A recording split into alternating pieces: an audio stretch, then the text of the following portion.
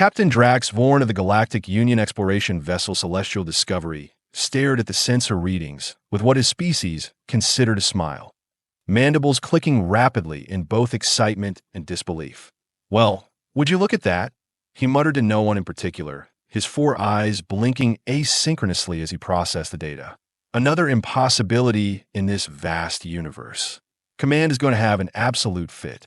The bridge crew of assorted species all turned their attention to their captain. Drax was known throughout the fleet as unflappable, practically legendary for maintaining composure even when their ship was nearly crushed between two colliding asteroids during the Orion Expanse mission. Seeing him practically vibrating with excitement was unsettling. "Captain," First Officer Nyx Toril approached cautiously, her luminescent skin pulsing with concerned purple hues. "What have you found?" Drax gestured to the holographic display with one of his upper limbs. "Another Deathworld species, Nyx, and not just any Deathworld species. These readings suggest they are even more extreme than us." A collective gasp rippled through the bridge. The Craxians, Drax's species, were the only known sentient life to evolve on a Class 12 Deathworld. Their chitinous exoskeletons, redundant organ systems, and remarkable adaptability were legendary across the 17 United Systems. For millennia, they had carried the distinction of being the toughest sentient species in known space. "That's impossible," Nyx whispered, her translucent fingers hovering over the data stream. "The atmospheric composition alone would suggest a toxic environment to most life forms, and the gravitational readings are, wait, is this correct? 9.8 meters per second squared." "Confirmed," replied Trell, the ship's quantumite science officer, whose gelatinous form shimmered with calculations. "And observe the radiation level from their star. The planet has minimal magnetic shielding, yet life not only survives but thrives." "Fascinating." Drax's mandibles clicked faster. "And look at the temperature variations. From scorching deserts to frozen wastelands on a single planetary body. These beings experience temperature fluctuations that would kill most Union species, and they just adapt." "Sound familiar?" The bridge crew shifted uncomfortably. Everyone knew Craxian history, how the harsh conditions of their homeworld Craxis Prime had forced their evolution into formidable warriors. The early days of Union contact had been problematic. Several diplomatic incidents occurred before other species realized that what Craxians considered a friendly greeting could crush bones and rupture organs. "We should report this to Command immediately," Nyx suggested, her skin now flickering between yellow caution and bright orange excitement. "This discovery falls under Protocol 7 Delta." "Oh, please," Drax waved dismissively. "You know what Command will do." Years of debate, committees formed, reports filed, and these fascinating beings will remain uncontacted. Meanwhile, some rogue trader will stumble upon them, and first contact will be some profit-hungry Draxian trying to sell them defective tech. "That's actually quite probable," admitted Trell, his form rippling in what passed for a chuckle among quantumites. "Captain," the communications officer, Ziva, called from her station, her 6 ears twitching nervously. "I'm detecting artificial signals from the planet. They are broadcasting everything. Music, information, entertainment, personal communications. They make no attempt to conceal their presence." "How refreshingly confident," Drax remarked, his mandibles forming what his crew recognized as a grin. "Or perhaps catastrophically naive." Nyx frowned, her skin darkening. "You are not seriously considering first contact?" "Absolutely I am." Drax stood to his full impressive height, carapace gleaming under the bridge lights. "This is why we are out here, isn't it? To discover new life? Well, here it is, broadcasting their existence to anyone with a decent receiver. They are practically inviting us over for dinner. Regulations clearly state." Nyx began. "Regulations were written by bureaucrats who have never set foot off their cushioned homeworlds," Drax interrupted. "We're making history here, Nyx. Besides, don't you want to meet the only other species in the galaxy possibly more resilient than us?" "That's precisely what concerns me." Nyx muttered that Trell's form shimmered with calculations again. Analysis of their broadcast suggests a technological level approximately 100 standard cycles behind current Union capabilities. They have achieved rudimentary space travel, but haven't ventured beyond their own satellite. Perfect. Drax clapped his upper limbs together, creating a sound like rocks colliding. Advanced enough to understand they are not alone in the universe, but not so advanced they'd pose any threat. We know nothing about their culture, their societal structures, their temperament. Nyx protested. They could be violent, xenophobic, or they could be brilliant, adaptable, and exactly the kind of allies the Union needs with the Vexar collective expanding along the outer rim, Drax countered. Only one way to find out. Captain, I'm receiving more detailed planetary scans, Ziva reported. The inhabitants appear to be bipedal endoskeletal organisms, mostly water-based, minimal natural defenses, no apparent redundant systems. She looked up, confusion evident in her features. How do they survive on a Class 12 world with such fragile biology? That, Drax said, is exactly what I intend to find out. Plot a course for high orbit, standard first contact protocols. Let's introduce ourselves to our fellow Deathworlders. Dr. Lena Patel stared at the coffee machine in the observatory break room, willing it to brew faster. 3 nights of anomalous readings had left her exhausted, caffeine-dependent, and increasingly convinced she was losing her mind. Come on, you ancient piece of junk, she muttered, tapping the side of the machine. Just one more cup to get me through these calculations. Talking to inanimate objects again, Doc? Jake Mercer grinned as he entered the break room, his lanky frame slouching against the doorway. You know, that's the first sign of sleep deprivation. No, the first sign was when I thought I saw an unidentified object decelerating into Earth orbit last night, Lena replied dryly. The coffee machine harassment is at least stage 3. Jake's smile faltered. Wait, you actually picked up something? I thought you were just recalibrating the array again. I was, Lena sighed, finally retrieving her precious coffee. That's what makes it so frustrating. I got the readings during calibration, but when I switched to active observation mode, nothing. Gone. Like it never existed. Glitch in the system? Jake suggested, helping himself to the coffee pot after Lena moved aside. That's what I thought too. Lena took a cautious sip and winced at the bitterness. But I have run diagnostics 3 times. The system is working perfectly. Either I imagined it or what. Jake pressed when she didn't continue. Lena hesitated, aware of how it would sound. Or something is deliberately hiding from our observation. Jake nearly spilled his coffee. You were talking about, what exactly? Little green men. I'm not saying aliens, Lena said defensively. I'm just saying the object's behavior doesn't match any known satellite or debris patterns. It decelerated. Space junk doesn't decelerate. Maybe the Chinese have some new classified tech. Jake offered. Maybe, Lena conceded, though her tone suggested she didn't believe it. Anyway, I have sent the data to Director Hammond. It's his problem now. As if summoned by his name, Dr. Hammond's voice came over the facility's intercom. Dr. Patel and Dr. Mercer, please report to the main observation deck immediately. They exchanged confused glances. Think he found something in your data? Jake asked. Only one way to find out, Lena replied, downing the rest of her coffee in one desperate gulp. When they arrived at the observation deck, they found Director Hammond standing with 2 military officers in full dress uniform. Their serious expressions immediately set Lena on edge. Dr. Patel, Hammond began without preamble. General Palmer and Colonel Wright are here about your anomalous readings. Lena blinked in surprise. That was fast. I only sent the data this morning. We have been tracking the same anomaly from other facilities, General Palmer said, his voice gruff. Your observations confirmed what we suspected. Which is? Lena prompted. The officers exchanged glances before Colonel Wright spoke. We believe an unidentified craft of non-terrestrial origin has entered Earth orbit. A heavy silence fell over the room. You are kidding, Jake finally managed. I assure you, Dr. Mercer, this is not a matter we joke about, General Palmer said sternly. As of 0400 hours this morning, the President has been briefed, and we are operating under First Contact Protocol Charlie. First Contact, Lena's voice caught. You actually have protocols for this? Since 1967, Colonel Wright nodded, though they have been updated substantially since then. Director Hammond cleared his throat. Dr. Patel, the military needs your expertise. You detected this object when no one else could. We need to establish communication. Me? Lena's eyes widened. I'm an astrophysicist, not a linguist or a diplomat. You're the one who found them, General Palmer stated flatly.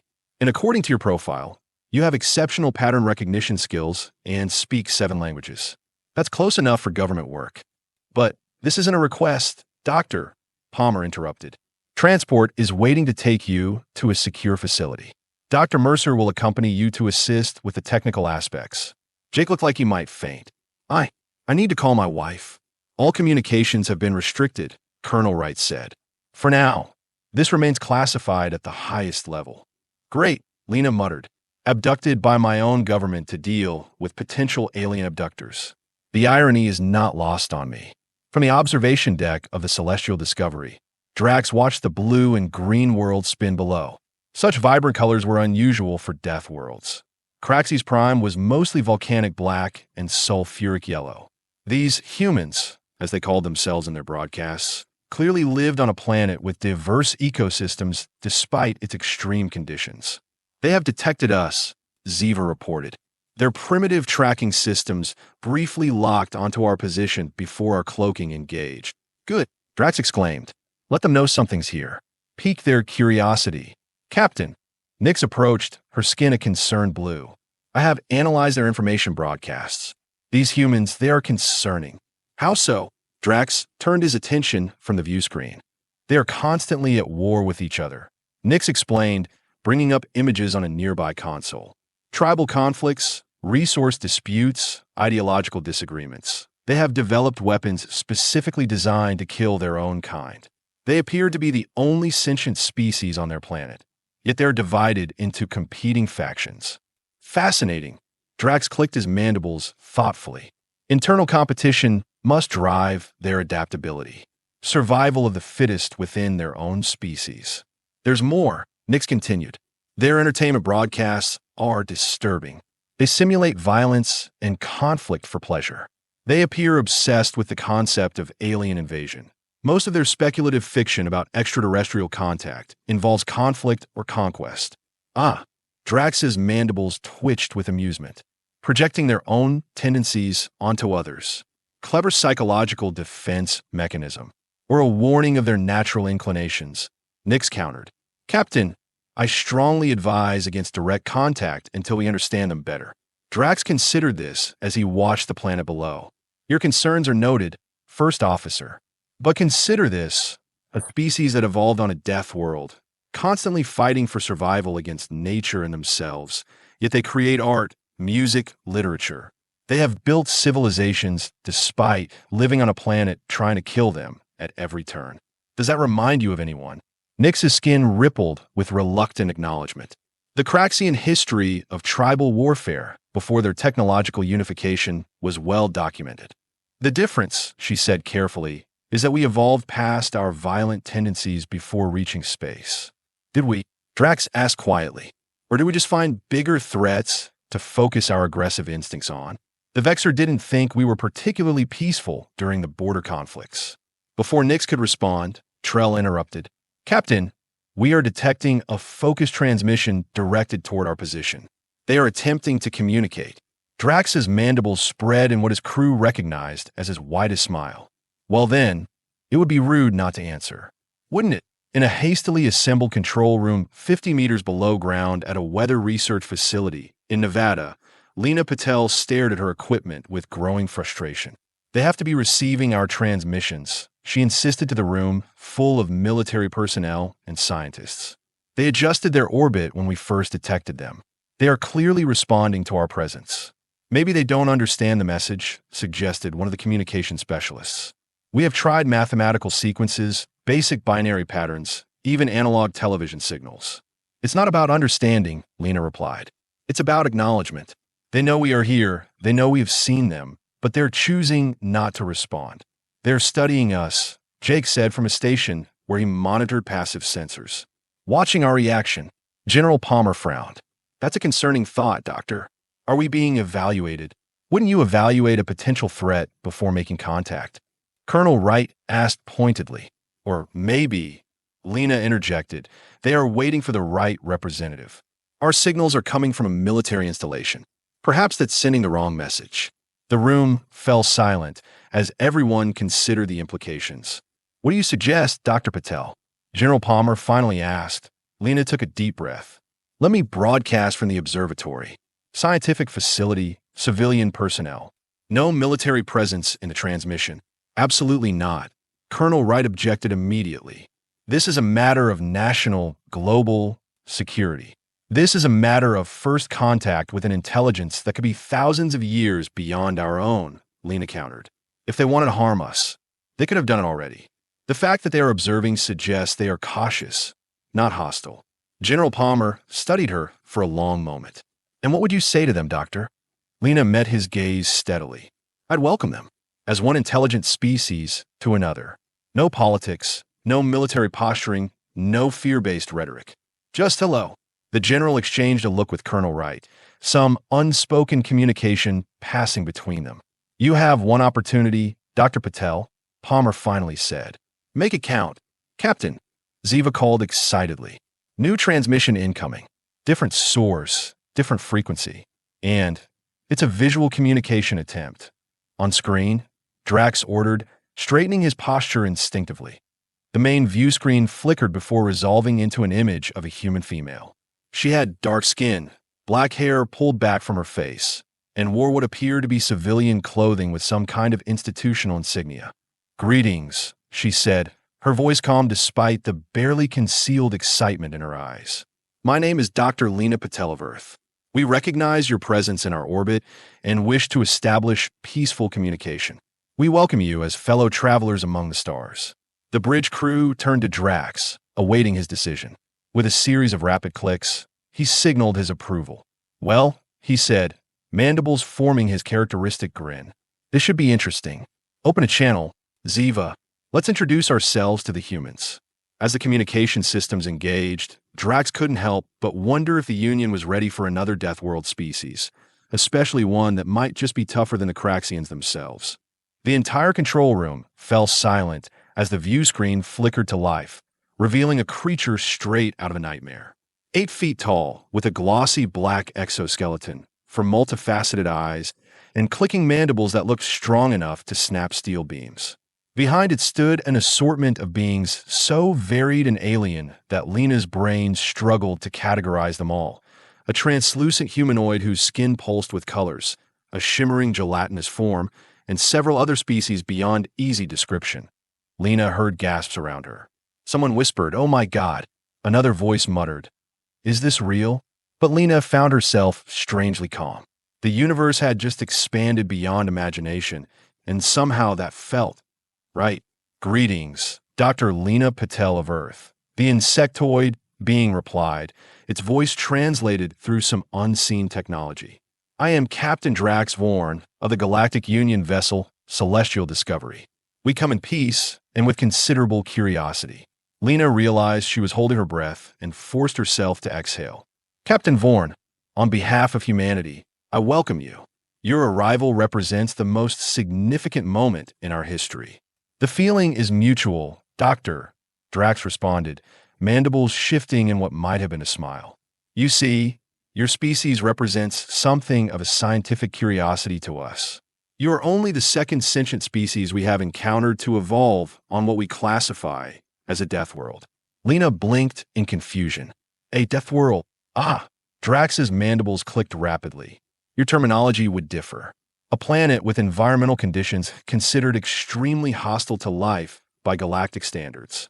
High gravity, extreme temperature variations, significant radiation exposure, atmospheric oxygen levels that would be toxic to most sentient species. The kind of world that forces evolution into remarkably resilient paths. Behind Lena, Jake whispered, he's describing Earth like it's Venus or something. And the first species from such a world. Lena asked. Drax straightened to his full impressive height. My people, the Craxians. For millennia, we believed ourselves unique. The only sentient species tough enough to evolve under such brutal conditions. Until we found you. General Palmer stepped forward, unable to contain himself. You're saying most intelligent life evolves on gentler worlds? Indeed, replied a new voice as the translucent being moved closer to the screen. I am First Officer Nix Toril. My species, the Lamari, evolve on a world with 1/3 your gravity, no seasonal variations, and atmospheric conditions so stable that the concept of weather was unknown to us until we achieved space travel. Most Union species developed under similar conditions. Fascinating, Lena murmured. But why contact us now? What prompted this decision? An excellent question, Drax replied, seeming pleased. 2 reasons primarily. First, your broadcasts. You have been announcing your presence to the galaxy for nearly a century with increasing sophistication. Second, timing. The galaxy is changing. The Vexar collective has been expanding aggressively along the outer rim. The Union could benefit from allies who understand what it means to fight for survival. Colonel Wright's eyes narrowed. So there are hostile aliens out there. The Vexar aren't hostile in the conventional sense, Drax explained. They're a collective intelligence that absorbs other species into their neural network. They don't view it as conquest, merely expansion of consciousness. Those who resist are simply obstacles to be removed. A chill ran through the room. And you think we could help against them? General Palmer asked skeptically. We believe you might offer unique perspectives, Drax replied diplomatically. Deathworld species tend to approach problems differently.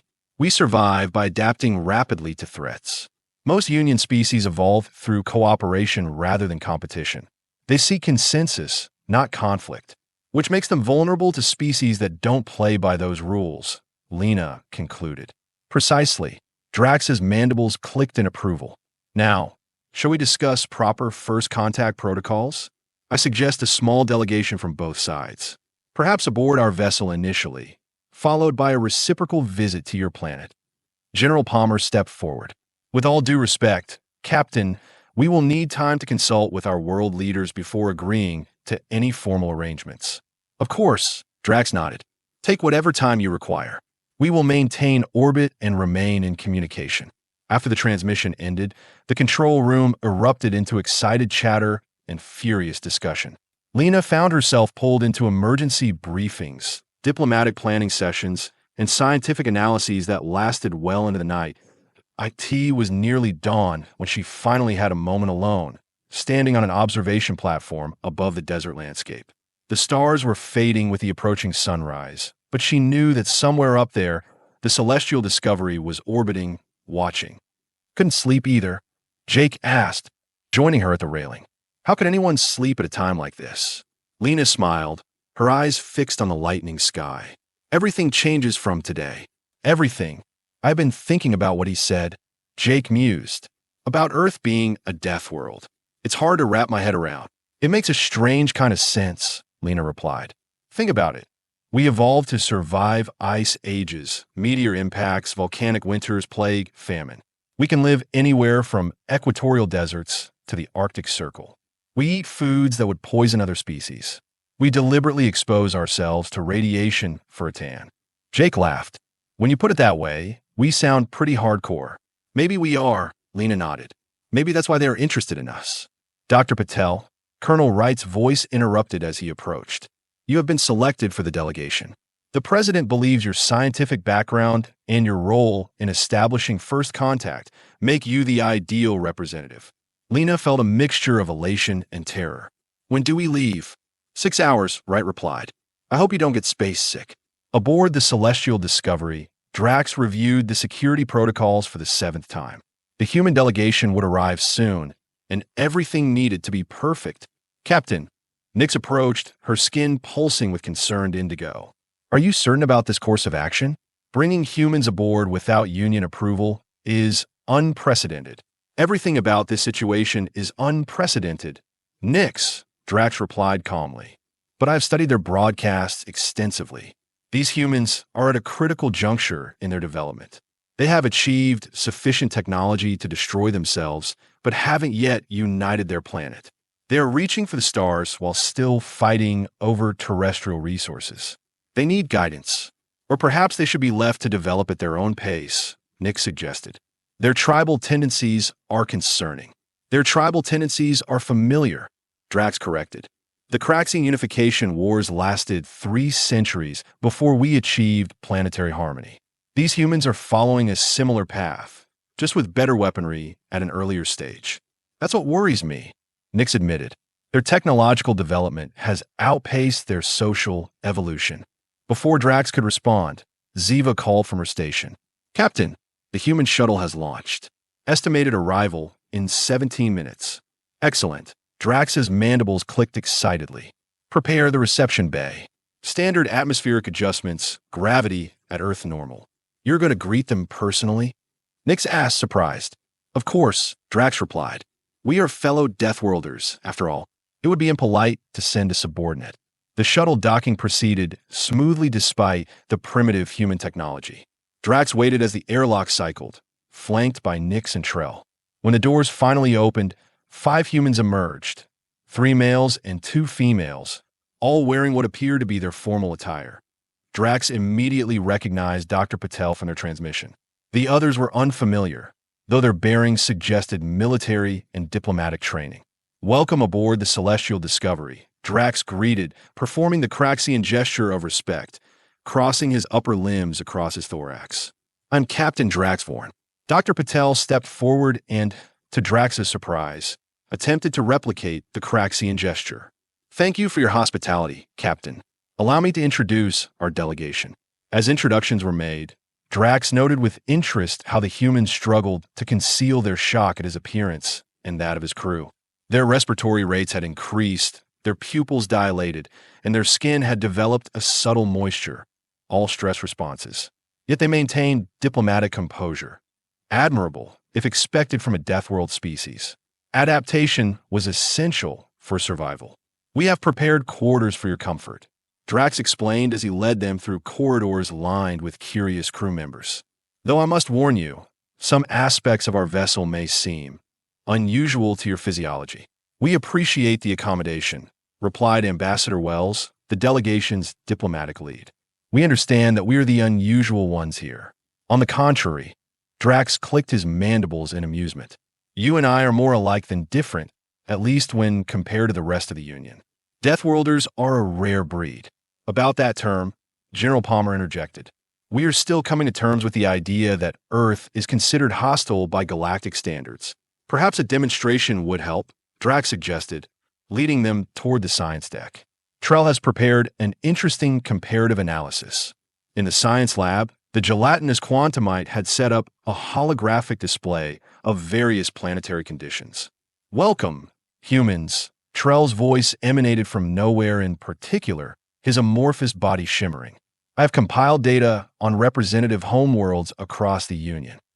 The hologram displayed a series of planets with scrolling atmospheric data, gravitational readings, and radiation levels. This is Lumeris, Trell explained as a serene blue world appeared. First Officer Nix's homeworld. Notice the gravity, 0.3 of Earth standard. Atmospheric pressure, less than half of yours. Temperature variation of only 7 degrees across the entire planetary surface. No tectonic activity whatsoever. Paradise, murmured one of the human scientists. Next, Quantumia, Trell continued, showing a misty green world. My species evolved in a perpetual atmospheric soup with minimal gravity. Our bodies are essentially semi-solid energy matrices adapted to absorb ambient radiation as sustenance. Several worlds later, a harsh black and yellow planet appeared. Craxes Prime, Trell announced. Captain Drax's homeworld. Until now, the only known death world to produce sentient life. The readings showed gravity 1.2 times Earth's, extreme temperature variations, high radiation, and an atmosphere rich in sulfur compounds. The Craxian exoskeleton evolved to withstand intense pressure and temperature shifts, Trell explained. Their redundant organ systems allow survival of catastrophic injury. Their respiratory system can filter toxins that would kill most species instantly. Drax noticed Dr. Patel studying the data intently. You are thinking something, Doctor, he prompted. Just that, by these standards, humans seem rather fragile, she admitted. We don't have exoskeletons or redundant organs. We can't filter toxins naturally. Yet you survive, Drax pointed out. More than survive. You thrive on a world that would kill most Union species within minutes of exposure. How? The humans exchanged glances. Adaptation, Dr. Patel finally answered. Cultural rather than purely biological. We develop technology to compensate for physical limitations. We alter our environment rather than waiting for evolution to alter us. Precisely. Drax clicked his mandibles in rapid succession, the Craxian equivalent of applause. That's what makes Deathworlders unique. We solve problems creatively because our survival depends on it. The Union needs that perspective now more than ever. Ambassador Wells leaned forward. You mentioned this Vexar collective. How immediate is the threat? They have absorbed 3 border systems in the past standard cycle. Nyx replied, her skin darkening. Union diplomacy has proven ineffective. Because you can't negotiate with a hive mind that views individuality as inefficient, General Palmer concluded. Your understanding is impressive, Drax noted. Perhaps now you see why we sought contact despite Union protocols suggesting we wait. Dr. Patel's eyes narrowed slightly. You are acting independently? Without your government's approval? A moment of silence fell over the room. The situation required decisive action, Drax admitted. The Union Council debates while worlds fall. We Craxians remember what it means to fight for survival. We suspected you might understand that perspective. So this isn't an official first contact, Ambassador Wells stated flatly. We are talking to rogue elements within your government. Exploratory elements, Drax corrected, with full authority to establish preliminary relations. The Council will formalize any agreements we reach. The humans conferred quietly among themselves before Ambassador Wells spoke again. Captain, we appreciate your candor. Earth has faced existential threats before, always from ourselves until now. The concept of a force that would absorb or destroy us is not unfamiliar in our fiction, though the reality is sobering. However, Dr. Patel added, rushing into an interstellar alliance seems premature. We barely understand your technology, your cultures, or the political landscape we'd be entering. Drax's mandibles clicked thoughtfully. A reasonable position. What do you propose? A knowledge exchange, Dr. Patel suggested. Scientific, cultural, historical. Let us learn about each other before discussing military matters. Perhaps start with observer status in your union while we establish diplomatic channels. Nyx's skin rippled with surprise at the measured response. These humans were more politically sophisticated than their broadcast entertainment had suggested. An excellent proposal, Drax agreed. And perhaps a small technological exchange? Nothing that would disrupt your development, but enough to demonstrate good faith. Ambassador Wells nodded slowly. Medical technology will be most welcome. We still struggle with many diseases. Easily arranged, Drax confirmed. And perhaps you might share your adaptive cultural techniques? Your species' ability to thrive across diverse environments through technological innovation rather than biological evolution is remarkable. As the negotiations continued, Drax felt an unfamiliar sensation, genuine hope. For centuries, the Craxians had stood alone as the Union's warriors, the tough species from a world that tried to kill them. Now they had found kindred spirits, another species forged in the crucible of a hostile world. The Vexar collective was expanding, consuming worlds and minds alike. The Union's diplomatic approach had failed repeatedly. What was needed now wasn't more talk, but decisive action.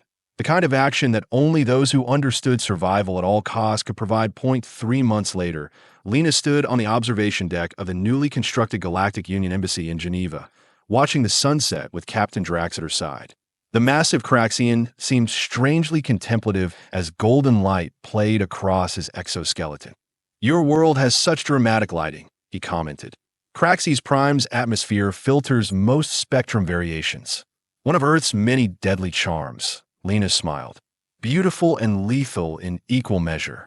Like its inhabitants, Drax added, mandibles forming what she now recognized as his version of a smile.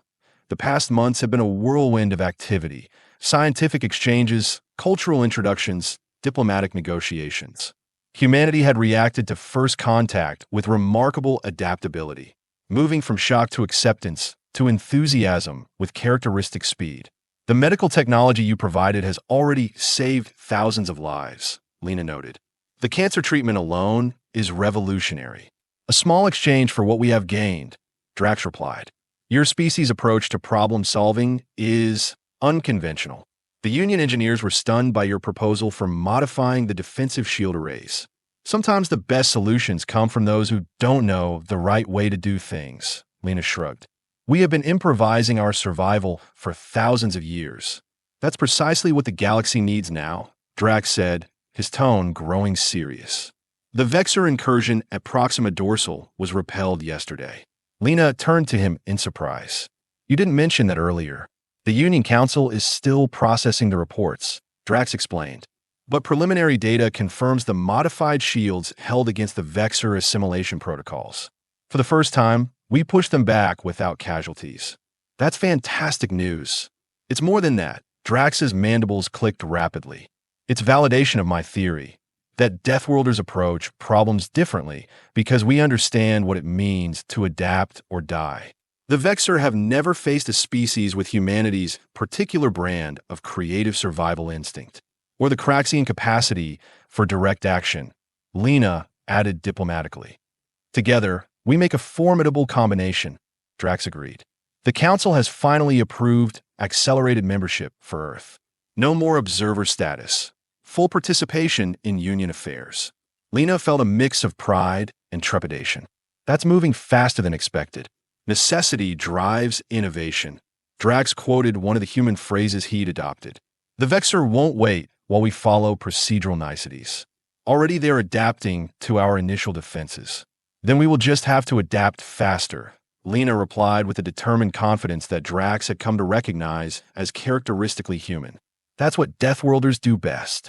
As the sun disappeared below the horizon, casting the world in twilight hues, Drax contemplated the strange twists of fate that had brought these two species together. For millennia, the Craxians had carried the burden of being the Union's warriors, the tough ones, the survivors willing to make hard choices. Now they had found allies who understood that same mindset, fellow children of worlds that tried to kill them at every turn. The galaxy was changing. The comfortable species from gentle worlds were about to learn what Deathworlders had always known. Survival wasn't guaranteed. It had to be fought for, adapted for, sometimes sacrificed for. You know, Drax mused, there's an old Craxian saying, pressure forms the strongest shells. Lena nodded. We have something similar. Diamonds are formed under pressure. Perhaps that's why our species understand each other so well, Drax suggested. We have both been forged rather than merely formed. As stars began appearing in the darkening sky, Lena contemplated how rapidly humanity's perspective had expanded, from believing themselves alone in the universe to becoming key players in an interstellar conflict within months. It was overwhelming, terrifying, and exhilarating all at once. Do you think we are ready? She asked quietly. For everything that's coming? Drax considered the question carefully. I think you have been ready since the first human looked at a predator twice their size and decided to fashion a spear rather than accept their place in the food chain. Deathworlders don't accept limitations. We overcome them. Then I guess the Vexar Collective is in for a surprise, Lena replied with a determined smile. Indeed, Drax agreed, his mandibles forming a Craxian grin. They thought they were expanding into defenseless systems. Instead, they're about to face the combined ingenuity of two species who evolved on worlds that tried to kill them and failed. As night fell completely over Earth, the stars seemed brighter somehow, the universe both larger and smaller than before. Humanity was no longer alone, no longer confined to their Deathworld cradle. They had found their place among the stars, not as newcomers to be protected or guided, but as hardened survivors whose very existence defied the odds. The galaxy would never be the same again.